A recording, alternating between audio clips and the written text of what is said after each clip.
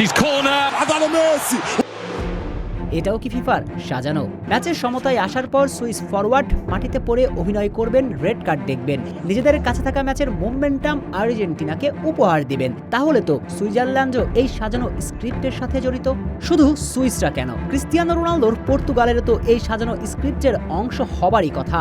কারণ নিন্দুকদের ভাষাতে নকআউট পর্বের ম্যাচগুলোতে আর্জেন্টিনাকে সহজ প্রতিপক্ষ দেবার ছক নাকি পূর্বেই কষেছিল ফিফা। অথচ পর্তুগাল তাদের গ্রুপের চ্যাম্পিয়ন হলে সুইজারল্যান্ডের পরিবর্তে এই রোনালদোরাই হতে পারত মেসিদের প্রতিপক্ষ।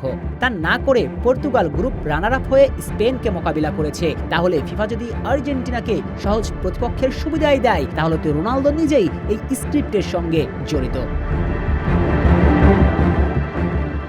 আর্জেন্টিনা বিরোধীদের যুক্তি তো তাই বলে। কার্যত অর্থে এগুলো কোনো যুক্তিই নয়, বরং নকআউট স্টেজের ম্যাচগুলোতে নামে ভারে পিছিয়ে থাকা যতগুলো দলের বিপক্ষে খেলেছে আকাশ নীলরা, তাদের প্রায় প্রতিটি লো ব্লক টিম, তাদের বিপক্ষে খেলতে গিয়ে আর্জেন্টিনা এখন পর্যন্ত তাদের স্বাভাবিক ফুটবল খেলতেই পারেনি।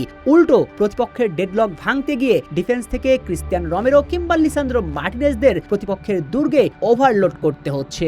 ইনজুরির ঝুঁকি নিয়ে প্রায় প্রতিটি ম্যাচে খেলতে হচ্ছে হাই প্রেসিং ফুটবল। সহজাত ফুটবলটা এখনো খেলতেই পারেনি স্কালোনির দল। তবুও পরিস্থিতির সাথে ঠিকই মানিয়ে নিয়ে চলে এসেছে শেষ চারে, দেখিয়ে দিচ্ছে আর্জেন্টাইনদের রাজত্ব।